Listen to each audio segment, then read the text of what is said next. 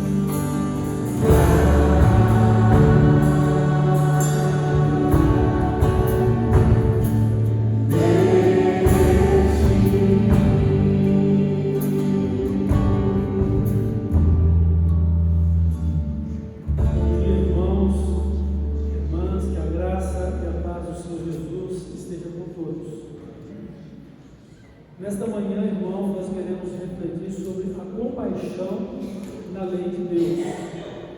Nós queremos observar que Deus é um Deus de compaixão e de graça sempre. E isso Ele vai demonstrar a sua lei dada ao seu povo. E de uma maneira muito especial, ela é demonstrada na pessoa de Cristo, nosso Salvador e Senhor. Porque é nele que vivemos e é para ele que vivemos, para a glória de Deus. Então eu vou ler aqui no livro de Ruth, no capítulo 2, o verso 2, depois do capítulo 3, os versos 8 e 9. Vai falar de algumas situações que fala de um dos dispositivos da lei de Deus que demonstram sua compaixão para com os seus filhos e para com a humanidade. Ruth, a moabita, disse a Noemi: deixa-me ir ao campo e apanharei espigas através daquele que eu vou favorecer. Ela lhe disse: vai, minha filha. Capítulo 3, os versos 8 e 9 diz assim: sucedeu que pela meia-noite, assentando-se o homem, sentou-se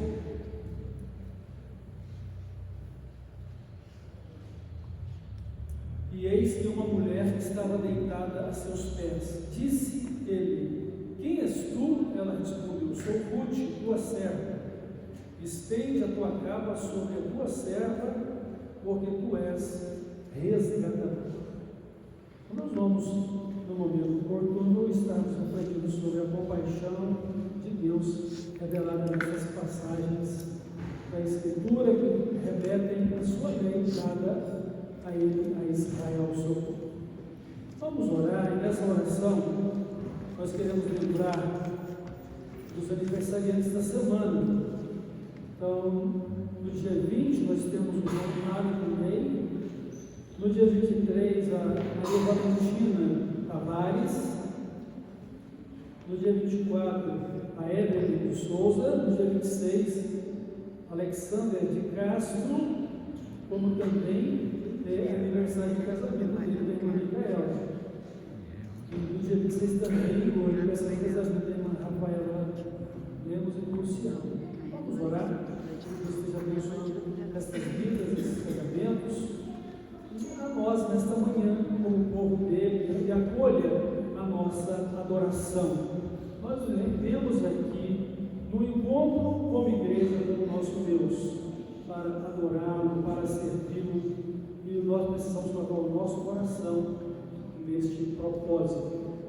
Então, vamos guardar a reverência ao nome do nosso Deus. Vamos zelar pelo sacrifício do culto que nós estaremos e estamos dedicando ao nosso Deus. Oremos. Pai de amor, nosso Pai celestial, ó Jesus Cristo, nosso Salvador amado, teu Filho, e aquele que é a nossa justiça, que revela a sua compaixão e graça para conosco, nós nos dirigimos a Ti, para agradecer pela nossa vida, pela nossa família, para Te agradecer pelo privilégio de estarmos aqui Te adorando. Dá-nos um coração puro, dá-nos um espírito reto, aceita a nossa vida como um sacrifício vivo, santo, agradável ao Senhor, e que possamos, de uma forma disciplinada, concentrar nossas atenções, nossas ações, sentimentos, palavras ao Senhor, para que assim Te adoremos e Te sirvamos com alegria, com amor, com fidelidade. Abençoa esses irmãos com mais um ano de vida, de nascimento, outros de casamento, e somos gratos ao Senhor porque nessa semana estão completando mais um aniversário. Dirija-os na Tua presença, guia-os pelo Teu Santo Espírito, conduza-os na obediência e vivência da Tua Santa Palavra, para que a Sua vontade, que é boa, perfeita e agradável, se realize na vida de todos esses. Da Tua igreja, no nome de Jesus que nós oramos e consagramos a Ti este momento, este culto, e que o Senhor nos abençoe para a Tua glória. Em nome de Jesus, nós oramos. Amém.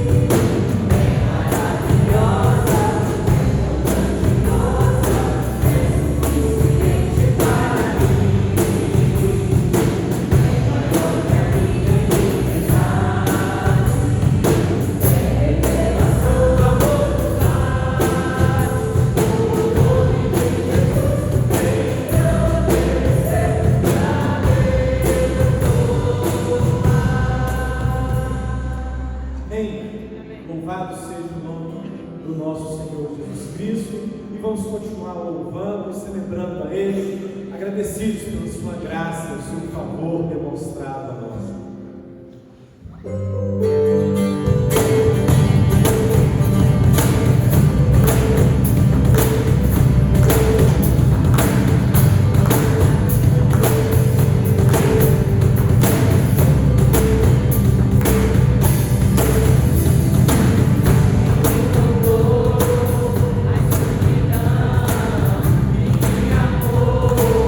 Até o fim, o rei da glória, o rei dos reis.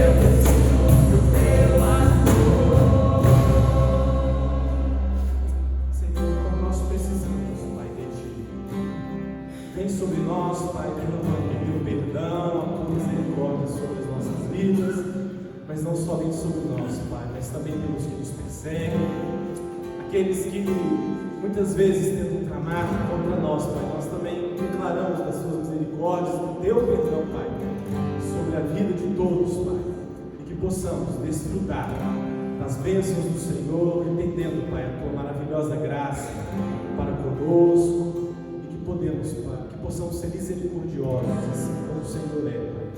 Fale conosco nessa manhã, e que sejamos instruídos pelo teu Santo Espírito a agirmos com misericórdia e com graça, e que possamos ser luz, sal da terra, Pai, por onde formos. É no nome de Jesus que oramos, agradecidos. Amém.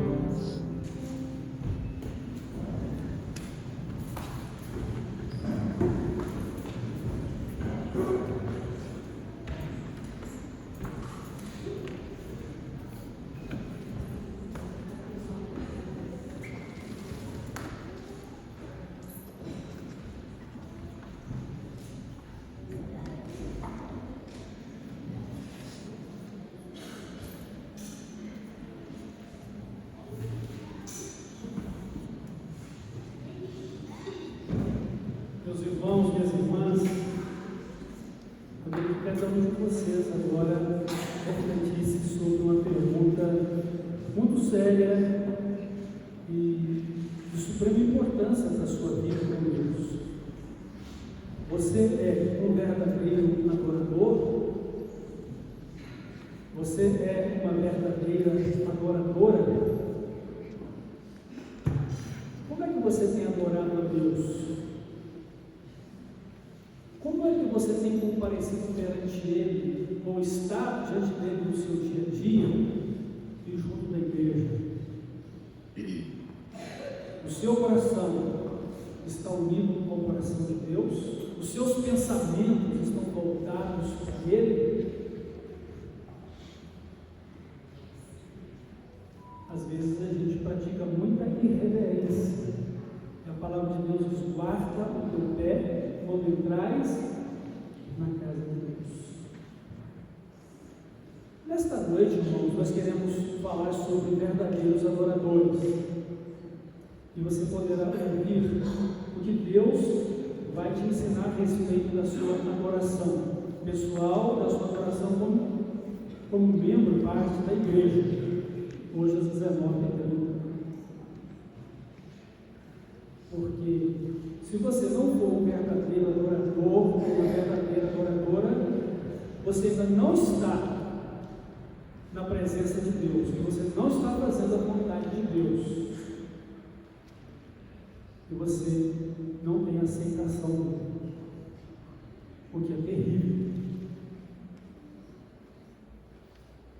Então eu convido você para estar aqui hoje às 19h30 para podermos aprender sobre verdadeiros adoradores. Isso é tão importante, porque diz respeito ao destino da sua vida, ao destino da sua alma. Nesta manhã nós vamos refletir sobre a compaixão de Deus na lei de Deus. E vamos aprender que o nosso Deus, por ser Ele um Deus de amor, Ele tem compaixão em todo o tempo para com todas as pessoas, até mesmo para com o ímpio. Deus nos fala na sua palavra que Ele é tão bom que Ele dá a chuva, Ele faz abrir o sol, Ele dá mantimentos tanto a bons quanto a maus. Ele não tem prazer na morte do ímpio e que Ele deseja que todos se arrependam para que Ele salve. Deus é o Deus de compaixão e graça. E nós vamos ver isso revelado na sua lei entregue a Israel por meio do seu servo Moisés. Nós estamos aprendendo isso no livro de Ruth. No domingo passado, nós refletimos sobre a prática da compaixão e graça. prática da compaixão e graça do próprio Deus para com os seus filhos e dos seus filhos uns para com os outros, em cumprimento das orientações de Deus e para refletir a sua glória, sendo imagem e semelhança dele na compaixão e na graça. Porque se amamos a Deus e somos dele e estamos vivendo para ele, então nós precisamos refletir aquilo que ele é, por sermos parecidos com ele. Ele é um padrão de justiça, padrão de santidade, padrão de tudo o que precisamos na nossa vida. O padrão não sou eu e a minha razão. O padrão é o outro e aquilo que ele faz ou deixa de fazer. O padrão é Deus, a palavra dele. E o fundamento da comunhão com Deus e dos relacionamentos interpessoais é a nossa fé no próprio Deus e na palavra dele. Nós podemos e devemos esperar tudo de Deus, embora não possamos fazer o mesmo em relação uns aos outros pelas nossas fraquezas e imperfeições. Mas mesmo assim precisamos demonstrar compaixão e graça.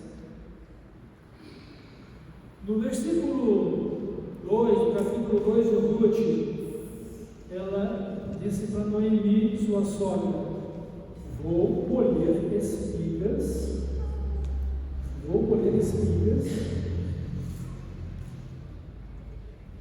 no campo de quem vou favorecer. Esse era um dispositivo da lei que revelava a compaixão de Deus para com o seu povo, os necessitados, os pobres. Eles poderiam recolher as espigas que caíssem na hora da colheita. E o próprio proprietário da terra não deveria recolher as espigas que caíssem ao chão e deveria deixá-las para os pobres e necessitados. E não era pecado algum, na fome, colher algum fruto ou algum mantimento para se alimentar. Seria um erro pegar, além da necessidade de comer para matar a fome, para levar para casa. Tanto que Jesus e os seus discípulos, eles entraram em uma plantação e, para matar a fome, colheram e se alimentaram desses frutos daquela plantação. Então, Deus deu ao seu povo uma lei que eles deixassem sempre algo para o sustento do pobre e do necessitado, do órfão e da viúva. E quando Ruth diz então para Noemi: me permita sair para poder colher espigas, vá, minha filha. Não estava fazendo nada de errado, mas cumprindo o dispositivo da lei de Deus, que demonstrava compaixão e misericórdia. Depois, no capítulo 3, os versos 8 e 9, já depois de ter conversado com a sua sogra sobre a fazenda e o dono da fazenda, em que ela havia recolhido trigo, Noemi diz: olha, esse homem é um remidor da nossa família, é um resgatador. Esse é outro dispositivo da lei, em que um membro da família com condições financeiras, ele poderia pegar de volta a propriedade que fora empenhada ou vendida a outrem, para que ela voltasse novamente para a família de origem, os seus antigos donos. Claro que havia toda uma disposição legal e justa, porque ela estava dentro de um compêndio de lei que determinava que a cada 50 anos, tudo aquilo que fora vendido, até mesmo pessoas que se colocaram em situação de servidão por necessidade financeira, deveria ser livre. Então, de 50 em 50 anos, tudo voltaria a estaca zero. As propriedades que foram vendidas voltavam ao seu antigo dono ou aos seus herdeiros, direto. As dívidas eram perdoadas. O povo precisava aprender essa compaixão uns para com os outros, como irmãos, como povo de Deus. Porque essa era a vontade de Deus, que eles aprendessem a ser compassivos ou misericordiosos. E nada lhes iria faltar. E quando devolvessem a terra, que for adquirida por um tempo, porque a venda não poderia ser definitiva. A lei não permitia que alguém vendesse definitivamente a propriedade. Lembram da história de Acabe e Nabote? Acabe começou a chácara, a vinha que Nabote tinha apegado ao seu palácio. E ele queria comprar, e Nabote, como é que eu posso vender a herança do Senhor? Não há permissão na lei para isso. E aí a Jezabel arranjou um jeito lá de acusar falsamente Nabote, e ele foi julgado e condenado à morte. E aí ela disse para Acabe: vai, pode tomar posse da vinha tua.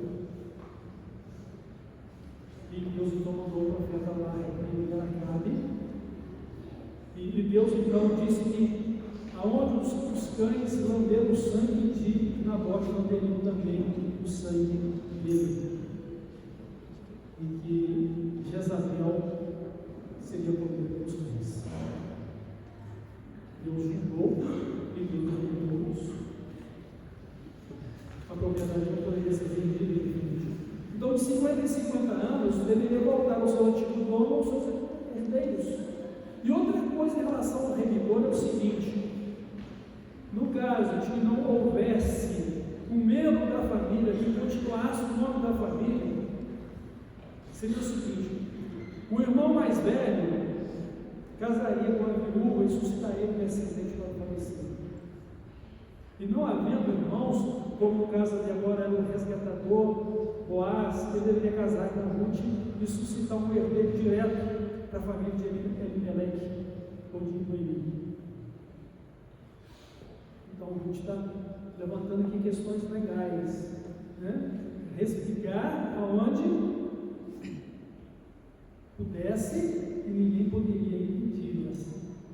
E Boaz foi um homem muito generoso e um homem digno, porque ele disse: olha, venha explicar que junto dos meus trabalhadores não vá longe.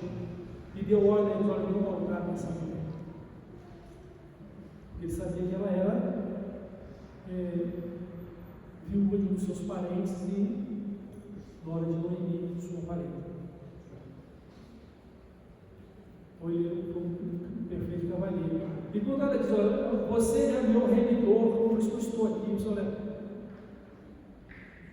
vai embora, leva o que você colheu e um pouco mais. Eu não sou o primeiro na linha de remidor a um outro ainda, e eu vou resolver isso. Interessante que aquele que deveria ser o remidor era um homem digno de fazer isso. Ele perdeu essa dignidade quando ele rejeitou fazer isso. Ele passou a ser conhecido como um homem dos pés descalços, porque deveria tirar o sapato e entregar perante as testemunhas na praça de que ele não seria o resgatador. Ele seria conhecido como um homem dos pés descalços. Então Boaz cumpre a lei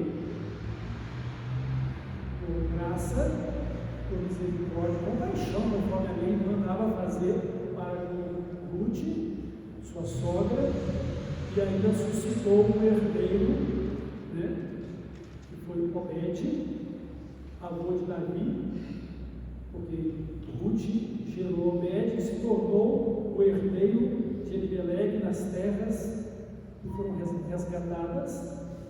E de Obed então nasceu Jessé, e Jessé Davi, e aí vem então dinastia do reinado de Israel.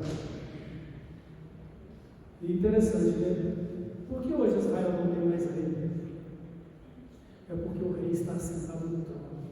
Não no trono político que é reino da nação, mas no trono da revelação de Deus, porque esse rei é Cristo, o Messias, aquele que viria da descendência de Davi e reinaria por toda a eternidade. E o mais importante dessa compaixão e nessa graça maravilhosa de Deus, que nós que não somos do povo de Israel, fomos incluídos no povo de Deus por meio da fé em Cristo, para ser um novo Israel de Deus, que unisse tanto o velho Israel quanto os não judeus e israelitas num só povo, que é a igreja de Cristo hoje. E desde então, quando Cristo estabeleceu compaixão de Deus. Notem que Deus, no Velho Testamento, ele estabeleceu dispositivos legais para que houvesse o amparo do pobre, do necessitado, do órfão, da viúva, até mesmo com respeito ao deficiente visual, né?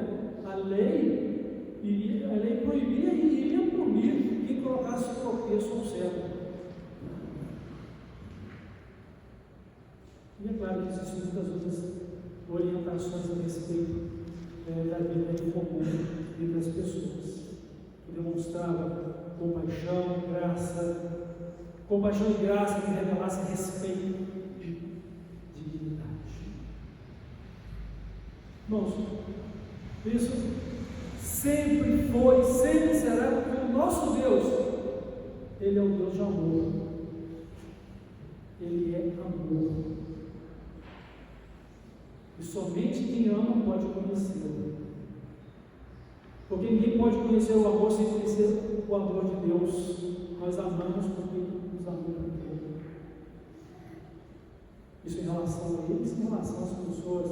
Porque a lei de Deus e todos os seus desdobramentos, com a mensagem dos profetas, Jesus diz o seguinte: a lei e toda a mensagem dos profetas se resume em uma só coisa: amarás, pois, o Senhor teu Deus de todo o teu coração, de toda a tua alma, de todo o teu entendimento e de todas as tuas forças. E semelhantemente disso, ame ao seu próximo como a si mesmo. O amor é a essência da nossa comunhão com Deus.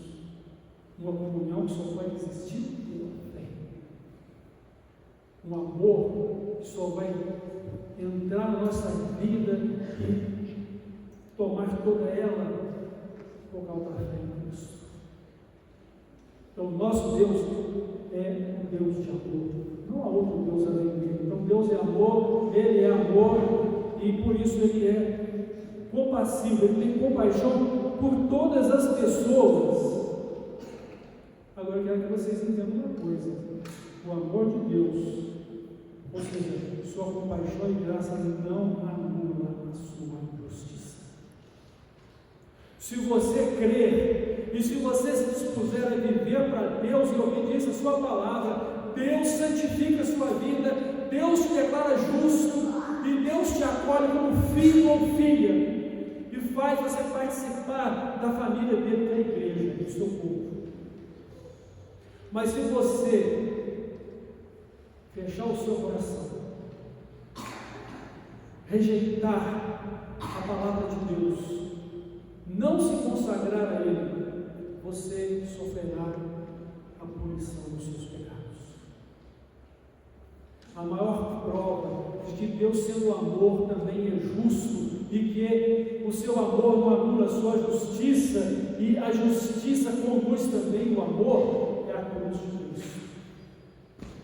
Através do sacrifício de Cristo, o Cordeiro de Deus, onde o próprio Cristo se ofereceu para morrer em nosso lugar, Deus revelou seu amor, porque Ele, que não poderia deixar de passar em branco os nossos pecados, os julgou e os puniu na pessoa e na morte de Cristo.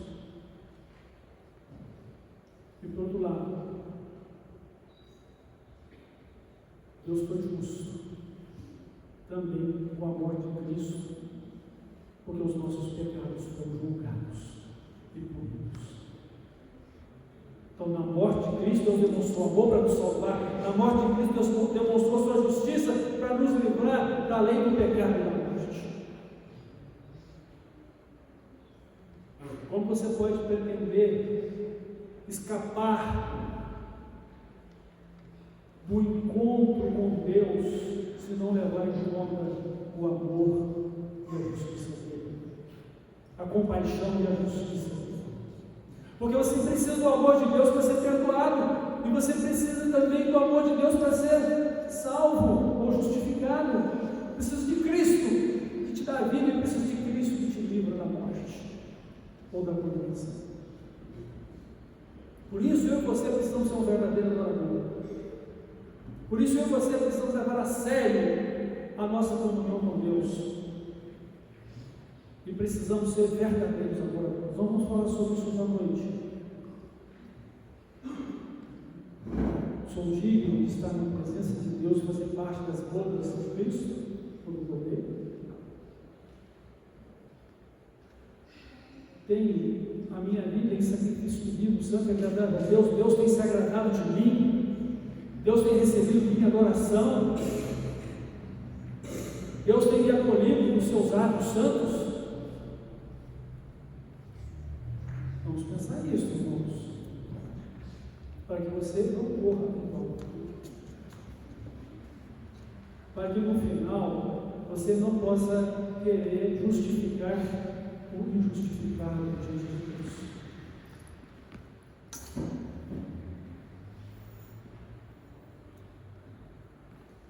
Quem crê em Cristo, irmãos, está salvo, mas quem não crê já está condenado. Isso se chama compaixão e justiça de Deus.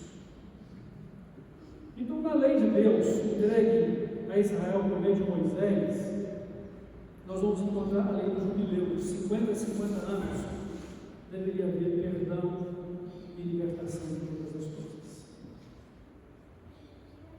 Também, a lei do remidor, não deixar que nenhum dos israelitas ficasse sem sucessão e herança na terra. Por outro lado, todo proprietário, a lei de não recolher as espigas que caíssem, ainda deveria deixar os campos, parte da colheita sem colher, pensando no órfão, na viúva, no necessitado.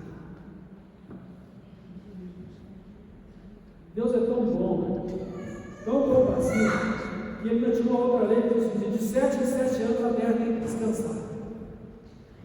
Trabalhe ela 6 anos, no 7 você não vai plantar nada, você vai comer porque ela produzir.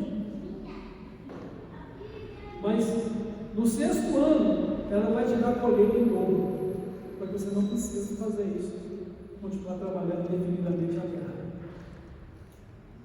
Para você descansar. Olha, irmãos, nós temos uma agricultura que, se não tratar a terra com corretivos, minerais, ela não vai produzir.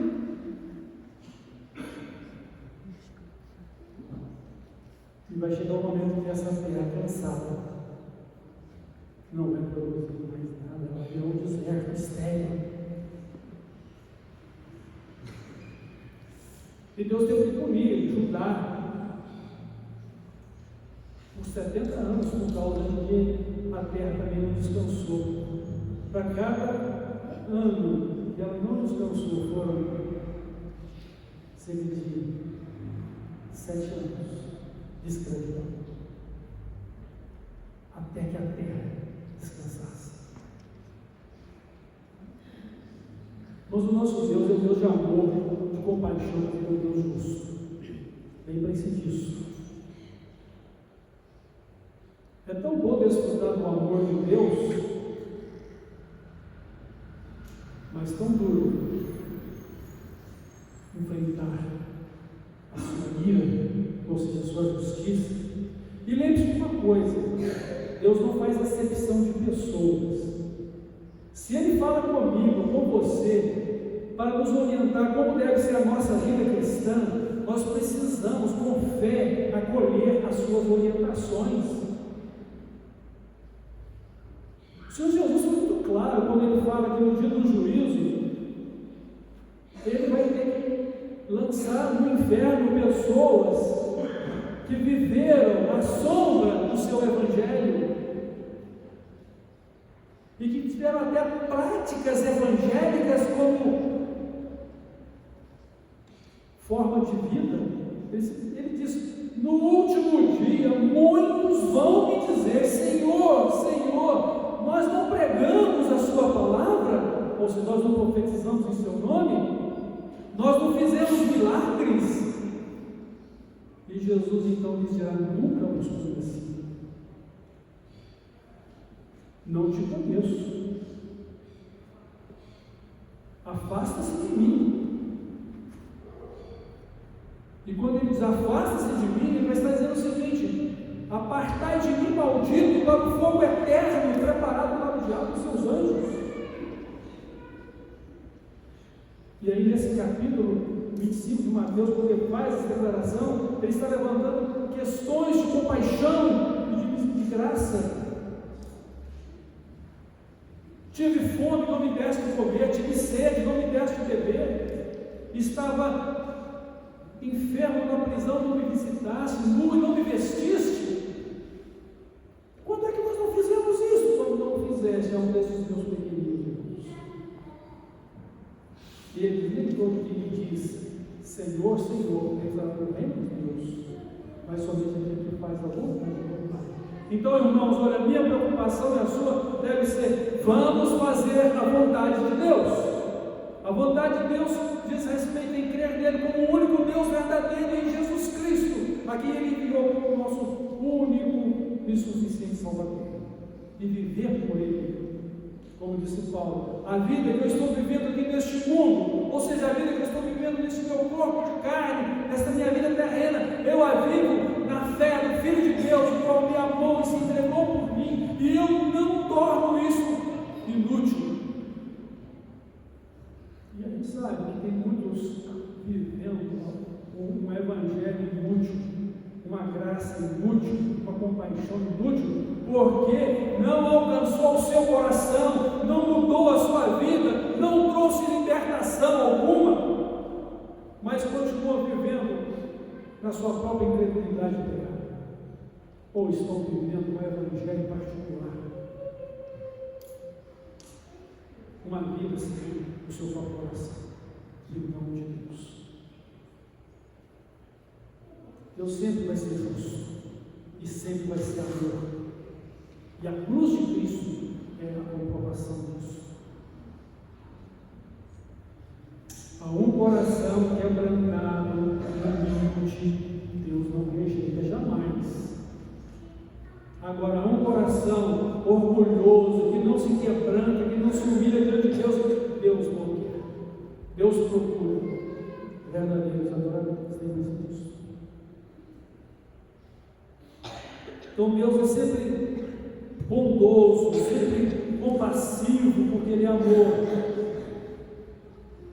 E sua bondade, sua compaixão não vai anular a sua justiça, porque Deus não muda o seu caráter. Deus é imutável. Deus é eterno, Deus é imutável. E Deus, Ele ama a justiça e detesta a injustiça. Os olhos do Senhor estão sobre os justos. Os ímpios não subsistirão no juízo, nem os pecadores na congregação dos justos, mas o justo será mantido de pé. O justo verá o Senhor, o justo receberá a sua coroa de justiça. Qual é a justiça do justo? É Cristo na sua vida. Porque se Cristo não for Senhor e Deus na sua vida, você está perdido. Você é um injusto, buscando justiça própria, sendo justo aos seus próprios olhos. Irmãos, eu lembro, como eu já disse, alguém que nasceu dentro do seio de uma igreja, foi apresentado ou apresentada ao Senhor, viveu toda uma vida na igreja, porque foi batizado, se tornou membro, depois morre, tem um culto fúnebre e vai para o inferno. Por quê? Porque não teve um encontro pessoal com Jesus. Só pensou em justiça própria, religião como cultura pessoal, ou religiosidade como prática de vida terrena. Mas não teve vida com Deus, não nasceu de novo, não estava fazendo parte do reino de Deus. Prestemos atenção nisso, porque o nosso Deus é justo. A palavra de Deus diz o seguinte: com Deus não se brinca, porque Ele é um fogo consumidor. Deus é um fogo consumidor. Já imaginou a decepção? Eu fico imaginando a história que Deus contou daquele homem que, embora recebesse as vestes nupciais de casamento, ele estava lá à vontade na festa do rei. E o rei chega para ele e diz: amigo, você entrou aqui não tendo as vestes nupciais. E Jesus disse que aquele homem gelou da cabeça aos pés. Como você está aqui sem a veste nupcial? Irmãos, mas a veste nupcial é a santidade de Cristo e a santidade de Cristo pela fé. Uma nova vida que Ele nos deu pelo seu sangue, pela compaixão e graça de Deus. Receberemos vestes brancas, ou seja, vida santa e pura de Jesus o Cordeiro, que foi morto e comprou-nos com o seu próprio sangue, mas que ressuscitou.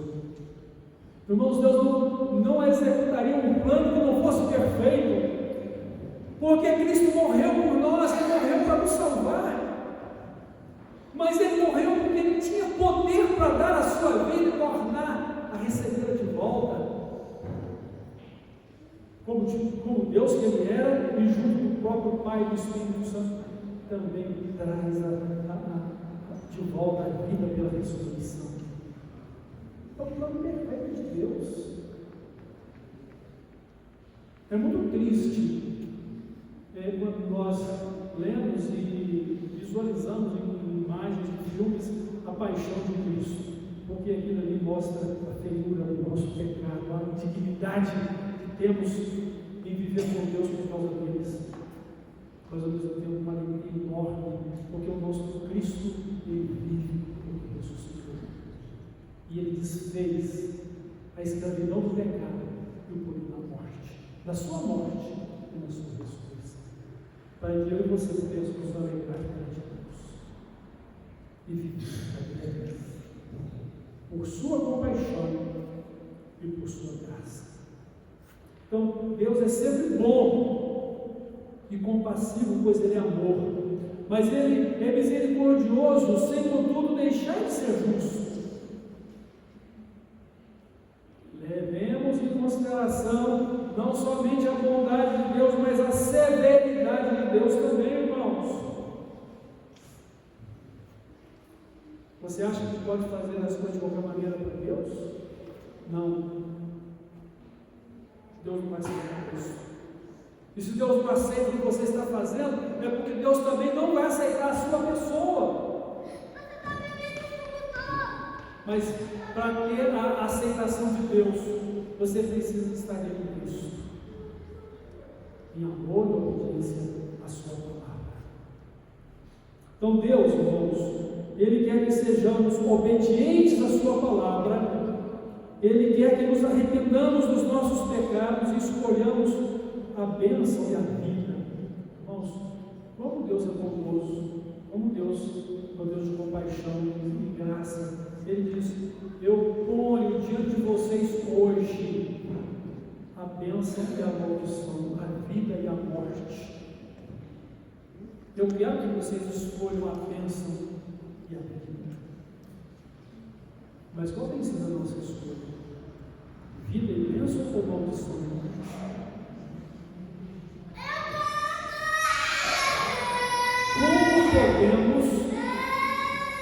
podemos buscar bênção de vida?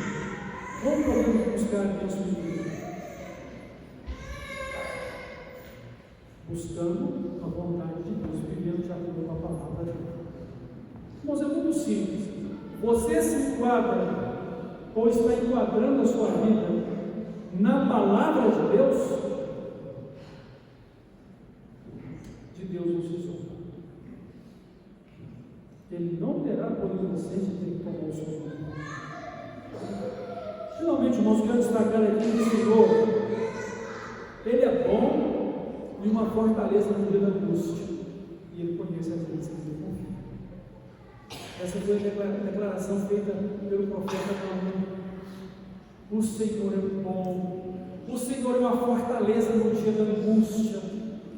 Mas Ele conhece aqueles que Ele confia. Ele conhece o seu coração, Ele conhece o seu coração, Ele conhece a minha e a sua disposição de fé. E Ele sabe que nós o respeitamos e que nós o amamos. Então,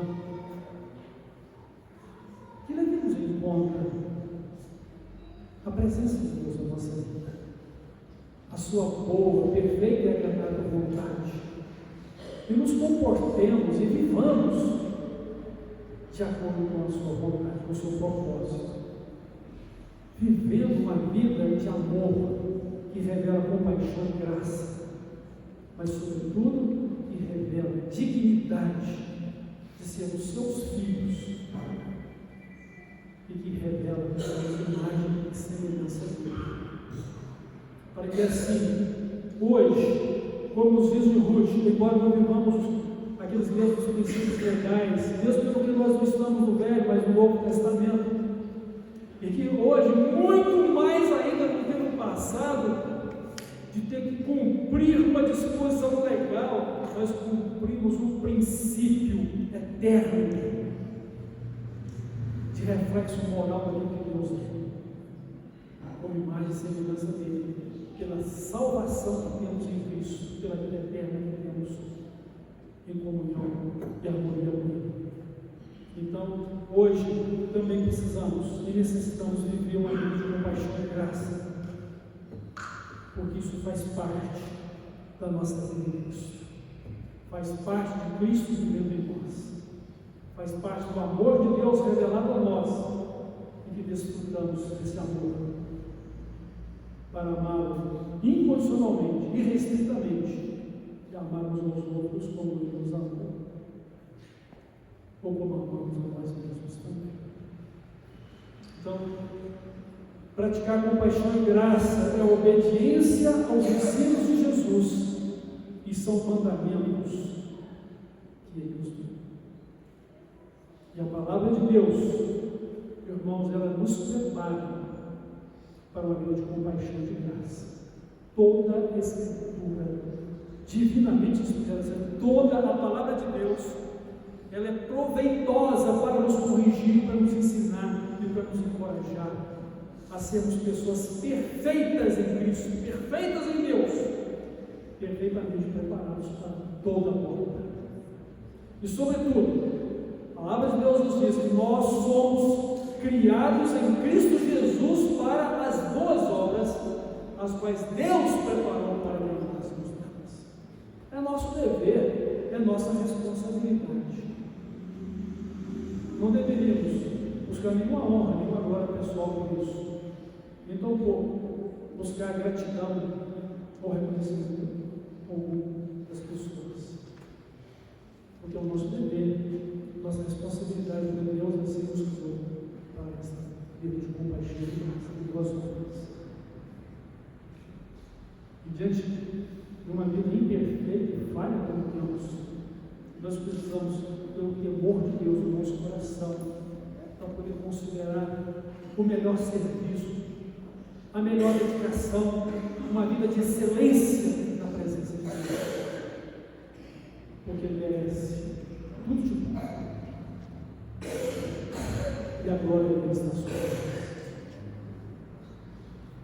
Lembremos-nos de uma coisa: do Senhor está conosco para nos abençoar, mas a mão do Senhor estará sobre aqueles que o contrariarem, para pesá-la sobre estas vidas, para que disciplinados não sejam julgados com o mundo, mas se incrédulos, inveterados e incorrigíveis sofram a eterna condenação, a justiça de Deus.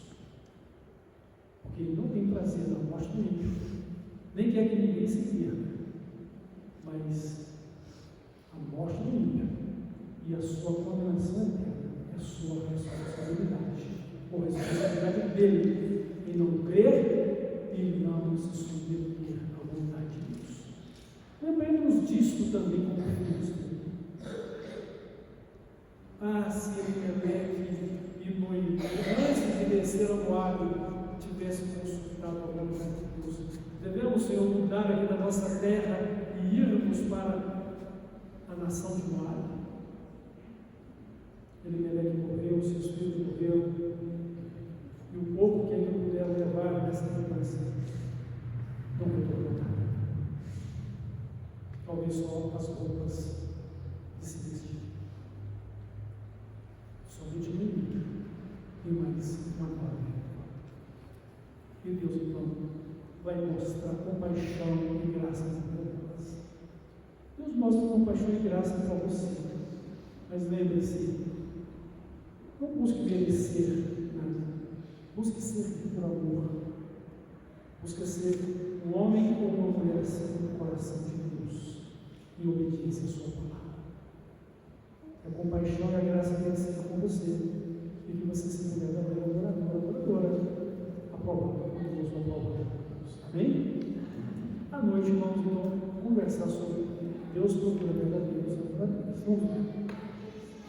Deus maravilhoso, nosso Pai eterno, louvado seja o seu santo nome, bendito seja o nome do nosso Senhor e Salvador Jesus Cristo, bendito seja o Espírito Santo que habita em nós e é o nosso Consolador e guia da tua parte, Pai, da parte de Jesus Cristo, para que toda honra e toda glória seja dada a Ti como Deus eterno, Deus Pai, Deus Filho, Deus Espírito Santo.